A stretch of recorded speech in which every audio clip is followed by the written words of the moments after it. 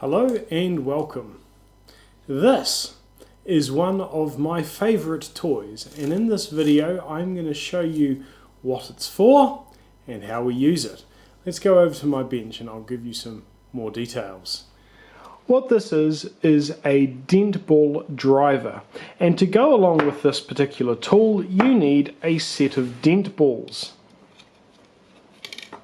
Each of these balls is 5/1000ths of an inch larger in diameter than the ball that came before it. How we use this set in combination with the driver is that we unthread this ball here, we put one of these on, and then we use this driver to force this through the tubing of a brass instrument to remove dents. So to show you this set in action, we're going to need a dented instrument. This happens to be the end of one of my cornets. This is my Boozy & Hawkes Sovereign cornet, and it's got some dents here. So the first thing is we need to choose one of these dent balls to start with, and then just gradually go up through the sizes to massage these dents out.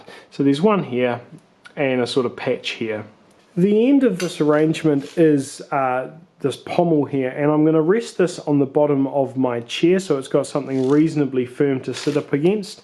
This is the dent ball driver, and we have just my guesstimate for what the right starting ball is. We're going to thread this into the bell of the cornet until we find some resistance. So it's sort of gone so far but not any further, and then we're going to use this, which has a little magnet in the end, to find where the dent ball is, where it's stopped. So it has stopped just where this dent is, which indicates that that's probably the right size dent ball to start. And then we just apply a bit of pressure and see what happens. A little bit of pressure has caused that dent ball to go past that dent, and it's pushed it out a tiny amount. So now what we do, take the cornet off and get a dent ball that's slightly bigger. Sometimes we would only go up one size, sometimes I'll go up two or more sizes depending on how easy it was to thread the last dent ball through.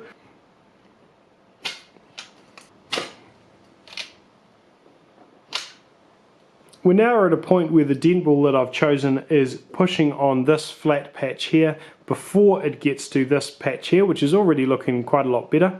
However, we must remember that this tubing itself is tapered, so there is going to get to a point where the size dent ball physically can't go any further through the instrument, not because of a constriction caused by a dent, but by the constriction because the tubing diameter is decreasing. And so that's when it's useful to use this magnetic arrangement to ensure that we're not pushing the dent ball further than it actually should go. So it's pushed past the first dent, pushed past the second dent, and it's gone to about that point.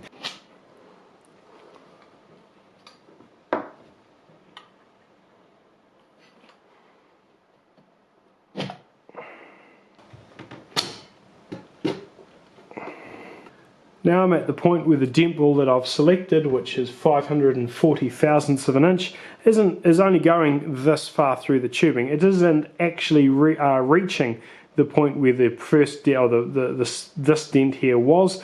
So I'm now only able to work on this patch, this flat patch here, which is still also looking a little bit better.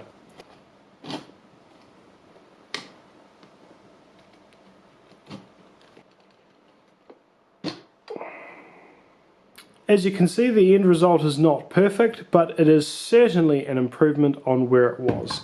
So this has been me using one of my favourite tools. Thank you for watching.